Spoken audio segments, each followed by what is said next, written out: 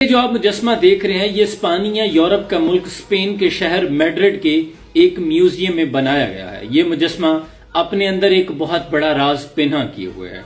ایک یہودی سیاح جب اس میوزیم کے دورے پہ آیا، اس نے اس مجسمے کو دیکھا۔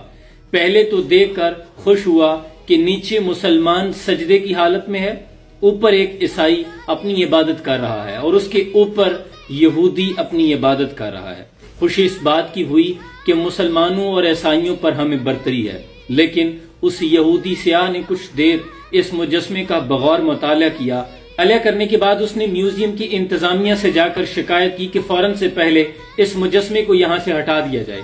تو انتظامیہ نے کہا کہ تمہیں تو اس بات پر خوش ہونا چاہیے کہ مسلمانوں اور عیسائیوں پر ہمیں فوقیت فضیلت حاصل ہے، ہم سب سے اوپر ہیں۔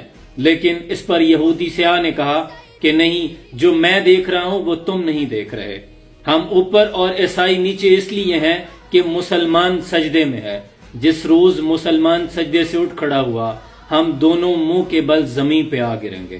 اقبال نے فرمایا، یہ مصرع لکھ دیا کسی شوخ نے محراب و منبر پر، یہ نادان گر گئے سجدوں میں جب وقت قیام آیا۔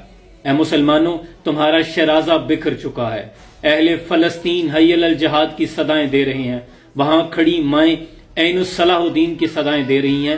اب یہاں سجدوں کی نہیں، یہاں کھڑا ہونے کی ضرورت ہے۔ اقبال نے فرمایا، جلتا ہے شام و فلسطین پہ میرا دل، پر تدبیر سے کھلتا نہیں یہ عقدہ دشوار۔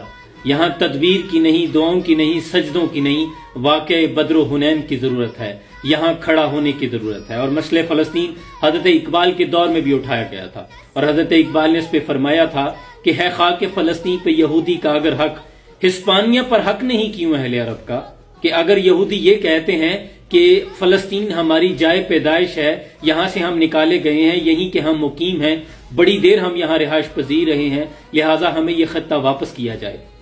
تو اقبال فرماتے ہیں اگر یہ بات ہے تو ہسپانیہ جو یورپ کا ملک اسپین ہے، جس کے بارے میں بھی میں بات کر رہا ہوں، وہ مسلمانوں کے دور حکومت میں اندلس اسے کہا جاتا تھا، اور مسلمانوں نے 800 سال تک اس پر حکومت کی ہے۔ اقبال فرماتے ہیں اگر اس فارمولے پہ عمل کریں کہ تم یہاں سے نکالے گئے ہو، فلسطین تمہارا ہے، تو پھر ہسپانیہ، اسپین تو پھر مسلمانوں کا ہوا، وہ ہماری ملکیت ہوئی۔ اقبال نے فرمایا کہ نہیں، ان کا درد کچھ اور ہے، مقصد ہے ملوکیت انگلیز کا کچھ اور، قصہ نہیں نارنج کا یا شہد و رطب کا۔ ان کا مقصد ہے انگریز کی حکومت کو قائم کرنا، مسلمانوں کو کمزور کرنا۔ اس خطے کو حاصل کر کے یہ کوئی سنگترے، کھجور اور شہد کا کاروبار نہیں کرنا چاہتے۔ مقصد ہے کہ یہ فاقہ کش جو موت سے ڈرتا نہیں، ذرا روح محمد ان کے بدن سے نکال دو۔ اہل عرب کو دے کر فرنگی تخیلات، اسلام کو حجاز و یمن سے نکال دو، اور ہے افغانیوں کی غیرت دین کا یہ علاج، ملا کو ان کے کوہ و دمن سے نکال دو، اور ہے اقبال کے نفس سے لالے کی آگ تیز، ایسے غزل سرا کو چمن سے نکال دو۔ اے مسلمانوں، تمہارے کھڑا ہونے کی ضرورت ہے۔